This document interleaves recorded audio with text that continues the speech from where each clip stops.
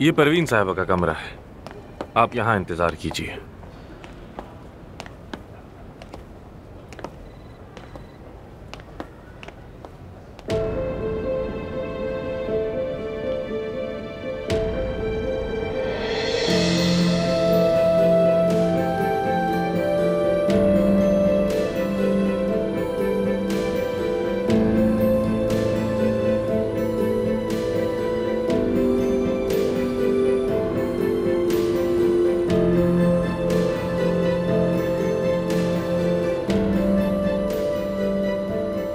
ये तो मतलब तुमने इससे कहा होगा कि मैं मरने वाली हूँ।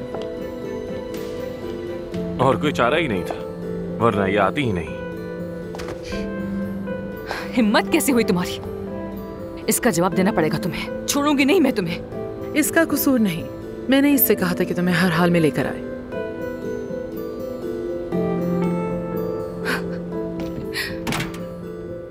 आखिर आप मुझसे चाहती क्या है? छोड़ दो। हाँ, मुझे क्यों बुलाया यहाँ? सोचा भी कैसे बुलाने का? बेटा मैं तो सिर्फ तुम्हें इतना बताना चाहती थी कि मुझे कुछ नहीं सुनना, नहीं चाहती हूँ। आपने क्या सोचा, खुद को क्या समझती है? कितनी खुदगर्ज है कि जब दिल चाहता है किसी की जिंदगी से उठकर चली जाती है और जब दिल चाहता है तो वापस आ जाती है। किस किस्म की औरत है आप? आपको शर्म आनी चाहिए। इतने बरसों में कभी पलटकर आपने इसकी खबर ली है? इस बदतमीज लड़की से कहो कि यहाँ से निकल जाए। जिसे आप बदतमीज कह रही हैं, इसी के पेरेंट्स ने मुझे बचपन से पाला है। उन्होंने ही मुझे सहारा दिया। अब मेरी माँ बनने की कोशिश बिल्कुल मत करें। ऐसी माँ किसी को भी ना मिले, शर्म आनी चाहिए आपको। मैं तुम्हारे सारे सवालों के जवाब दूंगी। बहुत सी बातें हैं जो तुम्हें बतानी है। हाँ, चलो ऐसा चलते हैं। वक्त ज़ाया करने तुम्हें की यहाँ ज़रूरत किसी नहीं। वजह से बुलाया था मैंने। आप आज भी वैसी ही हैं, बिल्कुल नहीं बदली। खुदगर्ज, मतलबी, संगदिल। अब यहाँ तक आ ही गई हो तो बात सुन लो मेरी। चली जाना, फिर नहीं मिलूंगी मैं आइंदा तुमसे। कोशिश तो करे मिलने की, फिर बताती हूँ। चलो सुन यहाँ से, चलो आओ मेरे साथ। मुझसे अब काम नहीं होता। काफी अरसे से मैं अपने हाथ का दर्द और उसका सुन रहना इग्नोर करती आई हूँ। पेरिफेरल न्यूरोपैथी का मसला है मुझे। अच्छा, तो मैं क्या करूँ? हाँ बताइए ना। मेरे हाथ में लिपोमा बढ़ रहा है, इसलिए मुझे फौरन सर्जरी करवानी होगी और फिर उसके बाद मेरी थेरेपी स्टार्ट की जाएगी, तभी मेरा हाथ दोबारा काम कर सकेगा। यहाँ चल क्या रहा है? क्या कोई टीवी प्रोग्राम चल रहा है? क्या हो रहा है बताएं मुझे। मैं कुछ अर्सा मौजूद नहीं होंगी, इसलिए चाहती हूँ कि तुम ये हॉस्पिटल चलाओ। क्या मजाक कर रही हैं? पहले बेटी को छोड़ दो, फिर उसे काम करने के लिए बुला लो। हाँ, कहाँ पे लगा है कैमरा? तुम्हें ये मजाक लग रहा है? भाड़ में गया हॉस्पिटल। मैं क्या करूं? मेरी बात सुने, मुझे आपसे कोई गर्ज नहीं। भाड़ में जाए आप और आपकी बीमारी और आपका ये काम। 3 महीने बहुत लंबा अरसा होता है। इस दौरान मैं अपने क्लाइंट्स को खोना नहीं चाहती। वो दूसरे डॉक्टर्स के पास चले जाएंगे और मुझे नुकसान होगा, और इसके लिए मैं सिर्फ तुम पर भरोसा कर सकती हूँ। और आपको ये ख्याल कैसे आ गया? हाँ, तुम्हारे बाप की तरबियत की वजह से। चाहे उसने तुम्हें और कुछ ना दिया हो, लेकिन भरोसे लायक जरूर बनाया है सबके लिए। आपने ठीक कहा। हाँ, ऐसा ही है। मुझे बिल्कुल समझ नहीं आ रहा। आप शायद मेरी बात भी इसी तरह से समझ नहीं पा रही हैं। परवीन साहिबा, इस दुनिया में आपसे सबसे ज्यादा नफरत जिसे है वो हूँ। और मुझे भी। इतने सालों बाद बुलाया भी तो किसी अपने ही काम के लिए। शर्म आनी चाहिए आपको। किस किस्म की माँ है आप आखिर? आप जैसी माँ होने से बेहतर है कि अफसून की माँ होती ही ना। बस चलो यहाँ से। चलो, मैं तुमसे फार्म वापस ले लूंगी।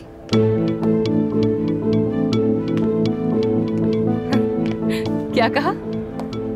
वो फार्म छीन लूंगी मैं तुमसे। आप नहीं कर सकती। वो बाबा का है, आप उसे नहीं ले सकती हैं।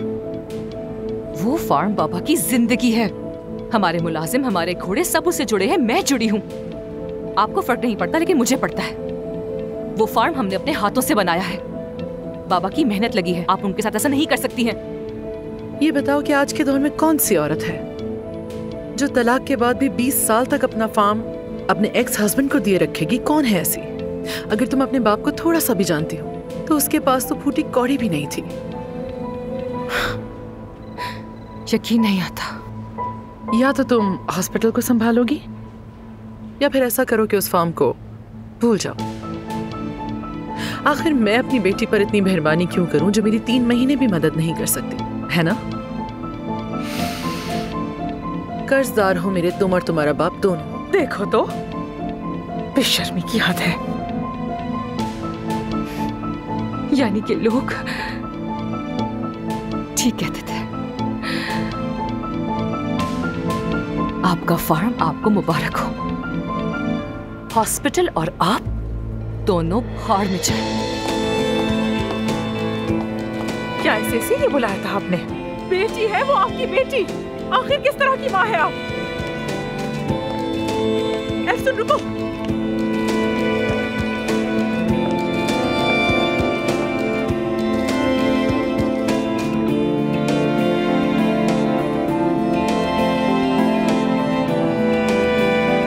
सुन मेरी जान, तुम ठीक तो हो ना? ठीक हूँ मैं। तुम फालतू में मेरे पीछे पीछे यहाँ चले आए, मुझे इतना बुरा लग रहा है यार। अरे अब बस भी करो यार। अब तुम बाबा को फार्म का कैसे बताओगी? वो बेचारे तो गम से आधे हो जाएंगे। परवीन साहिबा वैसे भी उस फार्म का आखिर करेंगी क्या? सिर्फ मुझ पर दबाव डालने के लिए ऐसा कर रही हैं वो। बहुत हैरान हूँ, बहुत ज्यादा। अरे वो बोल क्या रही थी मुझसे? कहती है कि उस फार्म के लिए हम कर्जदार हैं उनके और हमें ही नहीं मालूम। मगर सही है वो कहती है कि वो फार्म उनका है तो हम और क्या कर सकते हैं फिर, है ना? जाके खुद ही संभालें। सुन बस करो यार। मुझे तकलीफ किस बात की हुई ये जानती हो तुम? मुझे लगा वो माफी मांगेंगी मुझसे, मुझे छोड़ देने के लिए। बचपन में मुझे माँ के प्यार से महरूम करने के लिए माफी मांगेगी, लेकिन आखिर हुआ क्या? वो तो मुझे हायर करना चाह रही है। मुझे लगा कि शायद वो बदल गई होंगी, लेकिन वो तो आज भी उतनी खुदगर्ज की खुदगर्ज है। वो बिजनेस वुमेन है, बात मनवाना अच्छी तरह जानती है। वैसी ऑफर मुझे बुरी नहीं लगती। मैं ही पागल थी जो उस औरत से उम्मीदें लगाकर बैठी हुई थी। क्या सोची थी कि वो बदल जाएंगी? वो मुझसे कारोबार करवाना चाहती है तो उन्हें कारोबार करके दिखाऊंगी मैं। सबसे पहले तो तुम अपने जज्बात को साइड में रखकर बात करो। इतना बड़ा फार्म है, फसलें हैं, घोड़े हैं। अरे सिर्फ 3 महीने ही तो काम करना है और फिर वो जमीन तुम्हारी हो जाएगी। हाँ, एहसान भी उतर जाएगा और उनसे मेरी जान भी छूट जाएगी। मैं होती तो कबूल कर लेती। तुम तो रहने दो मानूर। मैं जानती हूँ कि इस्तांबुल आने के लिए तुम कुछ भी करने को तैयार हो जाओगी। बस 3 महीने चाहिए, फिर फार्म हमारा हो जाएगा। ठीक कहती हो, दिमाग से सोचते हैं। हाँ ठीक है, डन करते हैं। परवीन साहबा को बोलते हैं कि हमें ये कबूल है। क्या हम इस्तांबुल में रहेंगे? क्या कर रही हो? आहिस्ता बोलो, तुम पागल हो गई हो क्या? मुझे तो यकीन ही नहीं आ रहा। तो फिर अब से बॉस होंगी मैं। सबसे पहले तो उस ड्राइवर को फारिग करूंगी। हाँ। क्या बात है, ये इस्तांबुल में आ गई हूँ। अब तुम जाकर किसी और की चापलूसी करोगे।